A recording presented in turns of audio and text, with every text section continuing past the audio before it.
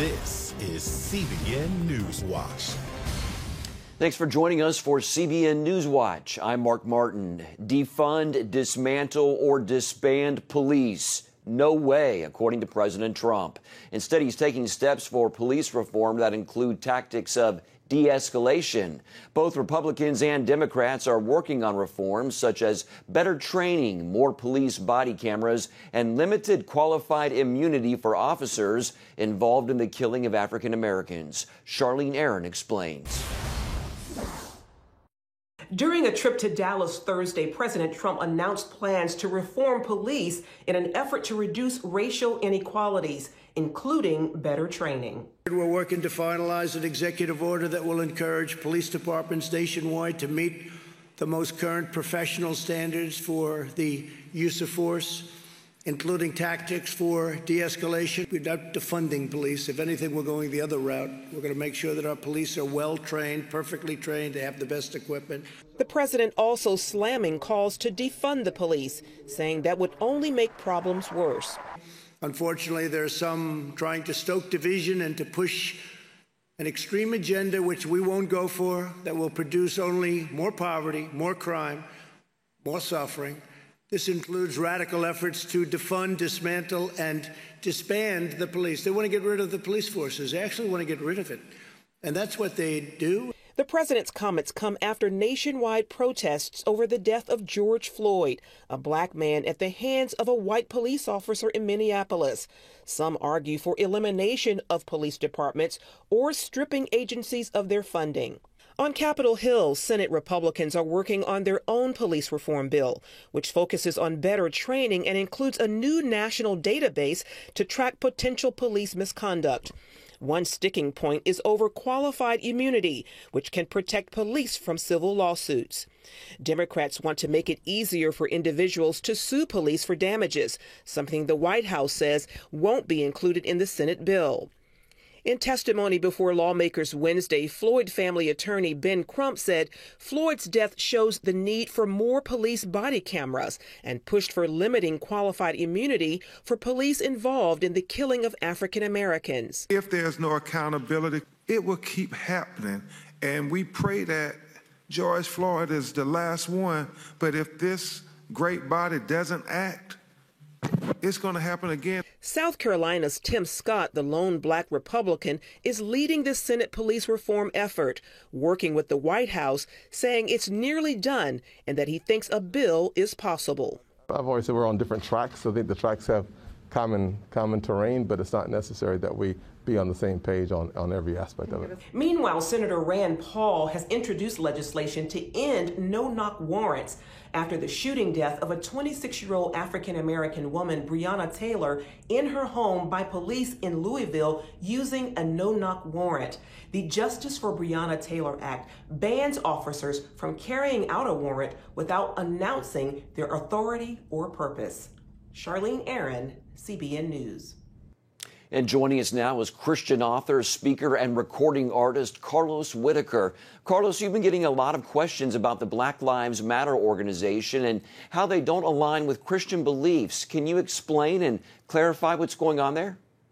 Yeah, you know, I've got a lot of my Instagram following and social media following is predominantly a white evangelical conservative audience. And so I think when they started seeing me speak out about and say the term Black Lives Matter, I think that a lot of people started saying, well, wait a second, does that mean that you support the organization? And also by saying that. And so what I did is I actually put out a video that's gotten over 100,000 views that explains how I believe that Christians can say the term Black Lives Matter without necessarily still supporting the organization. That's up to an individual Christian if they want to do that. But I do think that they can be two autonomous things that you can do. How can Christians and the church stand up against racial injustice? I think that Christians and the church need to realize that we have been called to be the hands and the feet of Jesus. And so, although the very first thing that all of us need to do is to get on our hands and knees and to petition on behalf of those who've had injustices done against them, prayer is absolutely important, but I also believe we've got to have action behind our intention that is more than just prayer. And so, yes, prayer changes things, but as well as you would go to the doctor if you were sick and not just pray about it, I think that we've got to look at the natural and the things we do in our natural as the help, and the supernatural, our God, is our hope. So our help is in the natural and our hope is in the supernatural. I think if we can take that, then I think we can defeat this. We also want to talk about a video posted on your Instagram. It's getting a lot of attention. You made a connection with an elderly white neighbor who painted one of his small rabbit statues in his front yard black to show his support of the Black Lives Matter movement. We're going to play a clip of his story, and then we want to hear from you about the experience. Let's take a look. When I was growing up, for some reason, my mother hired a black lady to keep the house up. Yeah. Laundry, food, cooking. Yeah. Raised me, all of that stuff. Yeah. And she was a black lady. It was a servant. Yeah.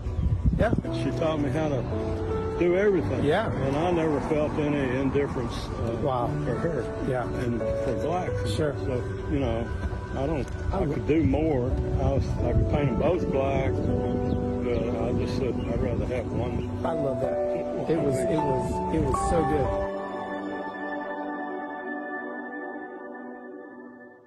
Tell us about that interaction. Elaborate a little bit more on what happened there. Absolutely. You know, I moved into my home in a white suburban upper middle class neighborhood in Nashville, Tennessee about 4 years ago. And I became friends with all my neighbors, but there was one man across the street that would never smile at me. He would never say hello, although I tried and I tried.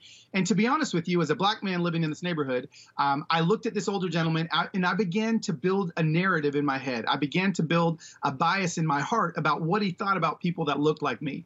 And so I just, about 2 years ago, gave up. But then a few days ago, I see this old man walk out of his front door with a can of paint and a paintbrush, kneel down in front of one of the white ceramic bunnies that he has in his front yard and start to paint it black. And my jaw, my friend, dropped because I said, wait, is he doing what I think he's doing? And so that's all it took. Then what I decided to do was walk across the street.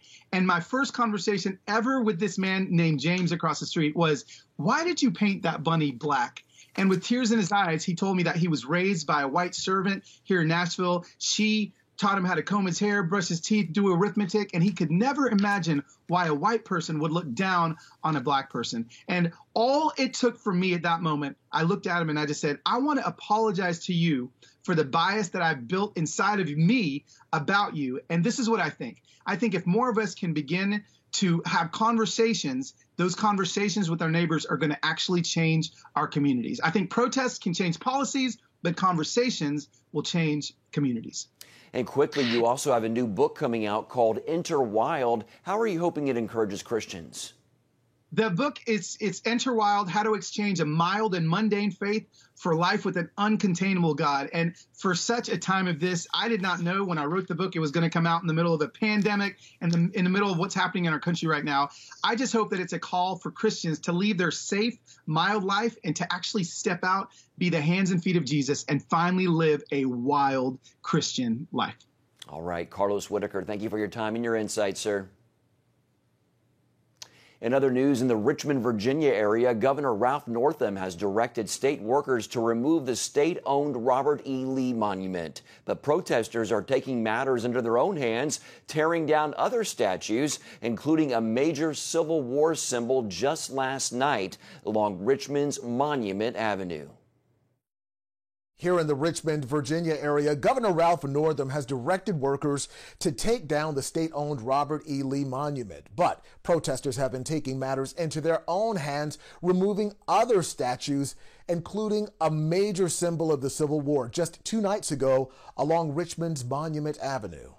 A statue of Jefferson Davis, the president of the Confederacy, toppled Wednesday night just before 11 p.m.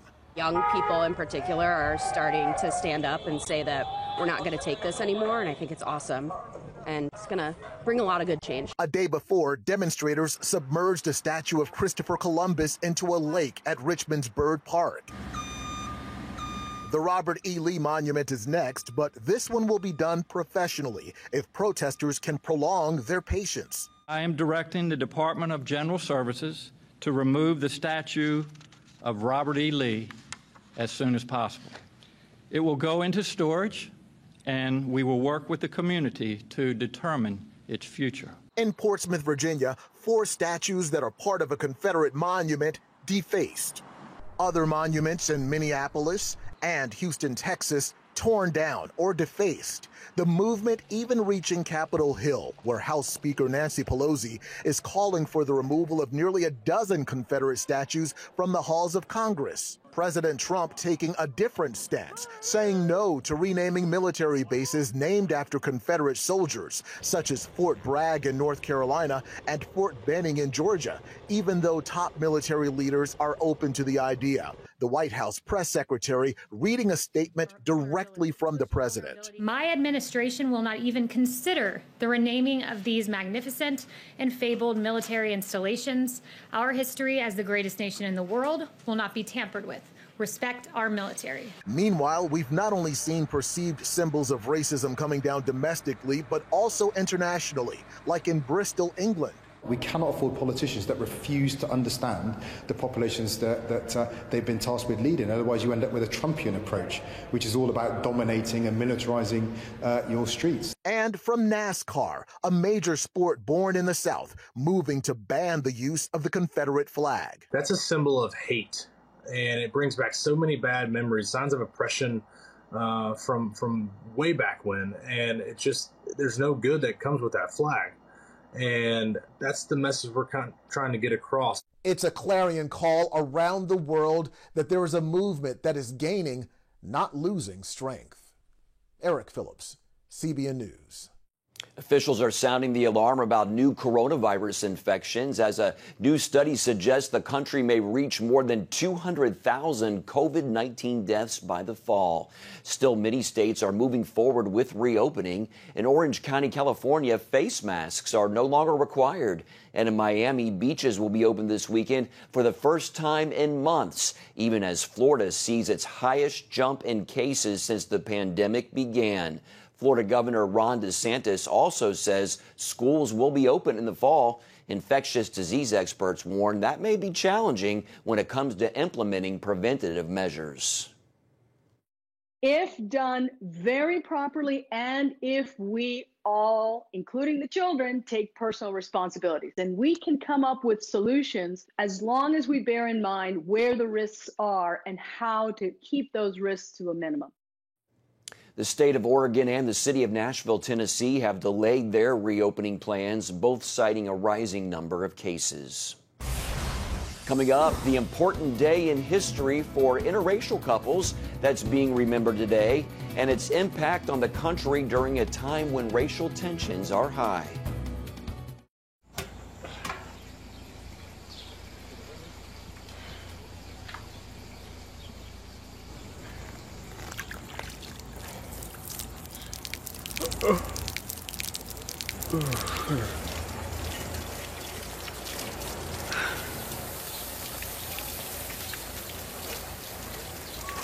Life is better with a good night's sleep.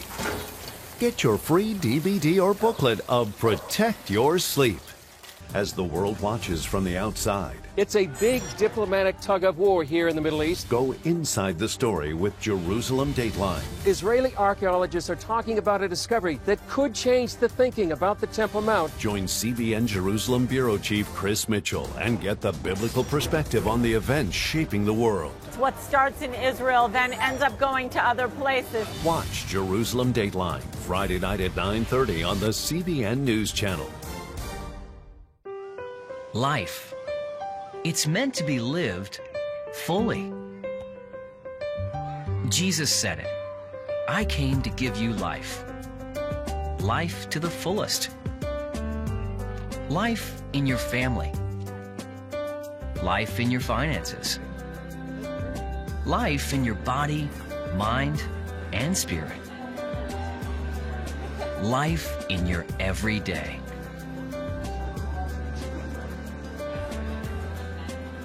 At CBN.com, we're taking what Jesus said seriously. We're here to help you discover life. life. Live it fully. CBN.com.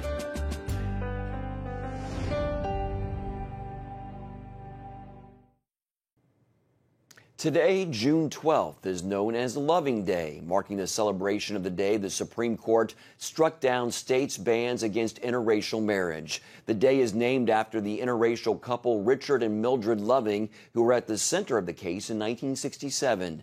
Joining us now to discuss this is Dr. Antipas Harris. He's the president of the T.D. Jakes School of Divinity, and the author of the book is Christianity, the White Man's Religion. Welcome, Dr. Harris. Marcus, it's a blessing to be here. Thank you for the opportunity. The anniversary of the Supreme Court's landmark decision to legalize interracial marriage comes at a time when racial tension is heightened once again in America. Why is this still an issue in 2020? Because racism is a socio-ideological stronghold in our culture, as well as a spiritual stronghold. And we have changed law after law over time, but the pervasive social construct that is inherent in the American experiment remains. And there are systems in place to sustain that socio-ideological stronghold. And so what we're faced with now are drip by drip laws that are changed, but not the structures that underpin them. 5 decades since that decision, interracial marriages have increased dramatically. What message does that send? Well, that human agency is resisting the lingering socio-ideological constructs that remain intact. And interracial marriage implies hope, in my view, for a deracialized society for the future. As you know, marriage, I believe, is foundational to the present and future of society, and marriages and families will shift the future of the world. And this is why it's such an issue for some people. Switching now to racism in the church. In a recent article, Christianity Today highlights that many white Christians were silent or even complicit in the face of slavery, and today have not taken the sin of racism with the gravity and seriousness it deserves. What are your thoughts on that, Dr. Harris? Well, I believe that racism and white supremacy are sponsored and perpetuated with the arbitration of so-called Christian worldviews. We know that from the making of the New World. Colonization and racism are two sides of the same coin. And as a whole, the church has not lamented this. We've just moved from one phase to the next. And from Methodist to Baptist to the Pentecostal denominations, churches have followed culture over and over again. Even times when it seemed that we were going to have progress. And say, for instance, John Wesley started the Methodist movement as an abolitionist, telling Wilberforce to end slavery. That was in the 1700s. But by the time we got to the 1800s, Frederick Douglass, who was a Methodist, was preaching against slavery, and the Methodists told him he was a heretic. The same thing with the Baptists. They split. Southern Baptists split off to preserve slavery. Or we talk about Pentecostalism, which is my tradition. In the early 1900s, the Pentecostals boasted the washing away of the color line by the blood of Christ in the Pentecostal experience at Azusa Street. But by 1921, the church denominations had split. The Assemblies of God had split. The PAWUPC had split, all over racial reasons. So I think that part of it, that the culture has over and over again hijacked the theological claims, and I think the call of the church to end this racism that's part of the superstructure of the society. All right, Dr. Antipas Harris, thank you for your time today, sir. And don't go anywhere. We'll be back right after the break. On October 1st, 1961, history was made when a tiny station began transmitting the first signals of the Christian Broadcasting Network. CBN, the Christian Broadcasting Network. And now, a new era has begun with the all-new CBN News Channel. Just moments ago, the Iron Dome intercepted an incoming rocket right on the Gaza border. And ministering in this area, spiritual warfare is definitely involved. A 24/7 news network, bringing you the news you want from a source you can trust. In Kenya, 40% of the medical services are actually provided by these Christian hospitals. Let's talk about the economy. Believers here are joining together to win people to Jesus Christ. All your favorite shows now in one place. Go to CBNNewsChannel.com to find out how to get the CBN News Channel on your TV all day, every day. CBN News.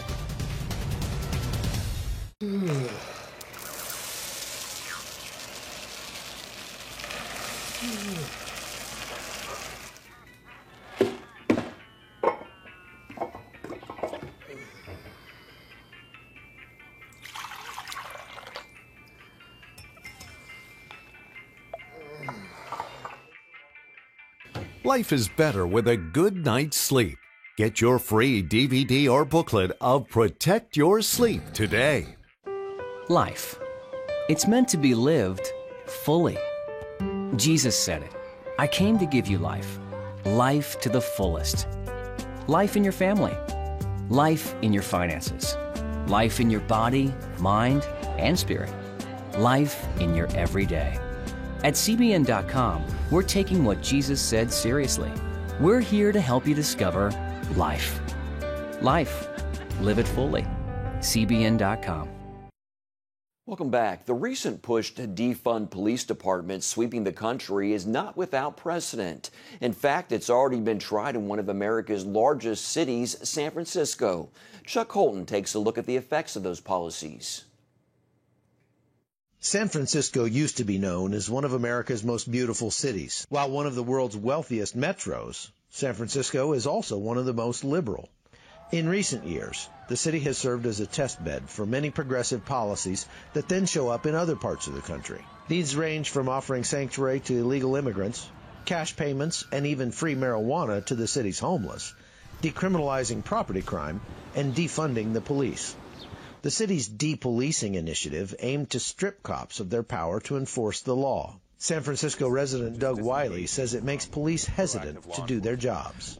They fear repercussions, whether it's legal or social or what have you. They fear acting proactively will put them in a beef. And so agencies are broadly saying, hey, there's things that we don't want you to do anymore. Or individual officers slow rolling to a call, making sure that they arrive after everything is done. The consequence of that is increased crime. Results have been as negative as they were predictable. The city's now more dangerous than 98% of American cities. Homelessness and illegal drug use are rampant. Property crimes have skyrocketed to more than 55,000 each year. On a daily basis, you'll see homeless people shooting up, heroin, or, I'll walk my dog down the Embarcadero, and there's used hypodermic needles on the ground, there's human feces, there's all these things where, you're at the hub of innovation, you're in the center of progressive thought, and yet people are left to be living on the streets, using drugs. They have changed the laws, but they've also de-emphasized, again, depolicing, de-emphasized enforcement of laws that do still exist. Heroin's still illegal, but it's really not enforced when it's on the street. So that's what the example of depolicing is. If you de-emphasize or decriminalize, people are going to do what they think they can get away with doing. If you're trying to mitigate, it's like they're confused. They don't know, they say they want to mitigate police shootings, yet they don't allow San Francisco police to carry tasers. In 2015, 32-year-old Kate Steinle became one of the many victims of San Francisco's soft-on-crime but hard-on-citizens approach to law enforcement. Kate Steinle was murdered right here on Pier 14 in San Francisco. The man who killed her claimed it was an accident, but I would submit that that was an accident that was constructed by the city of San Francisco through bad policy. Let me explain. First of all, this guy was a felon, had 7 felony convictions, and had been deported from the United States 5 different times before that. He had also been arrested by the sheriff here in San Francisco. But because of that city's sanctuary city policies, they had let him go only hours earlier and not informed ICE so he could be deported again. Because of that, he was able to be here on this pier where he picked up a stolen gun. That gun had been stolen from a car that was parked right over here on the Embarcadero several nights earlier. The reason that the car was broken into was because of San Francisco's policy of essentially decriminalizing auto break-ins, making it basically like a parking ticket. And because of that, somebody was able to break into that car and steal that gun. We don't know exactly who that was. Now, the third thing is that the gun was in the car because of San Francisco's policy, a very restrictive policy on the carrying of firearms. The man who owned the gun was a park ranger from the Bureau of Land Management. He was on his way north to Montana to work, but he went out with his family here and didn't want to bring his gun into the restaurant because of the very tight gun control policies, and so his gun got left in the car got broken into, the weapon got stolen, the illegal immigrant picked it up, and Kate Steinle is dead today because of those policies. It bothers me enormously that people like elected officials and celebrities in Hollywood, other residents of California, are surrounded by armed guards, armed security, and I'm not allowed to protect myself in the same way. That makes me feel that they feel I'm less of a person to protect. Chuck Holton, CBN News, San Francisco, California.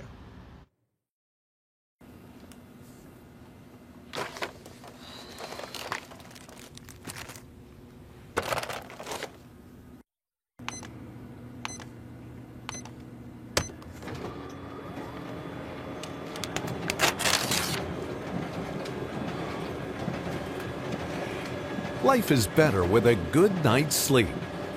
Get your free DVD or booklet of Protect Your Sleep today. I'm Ephraim Graham, and this is Studio 5.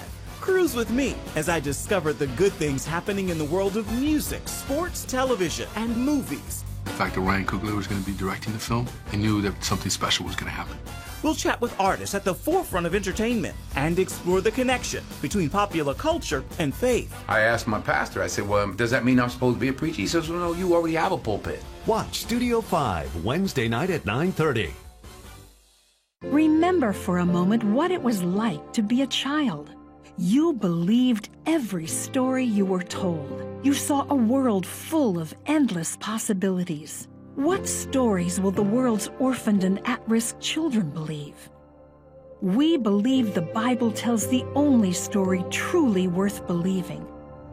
We believe that every child should have the opportunity to dream, the chance to take challenges and turn them into possibilities, the chance to stand on the promises of God, to recognize their place in the greatest story ever told. They have their whole lives ahead of them. Theirs is a world of endless possibilities. They are looking for a story to believe. We will tell them that story. Will you join us?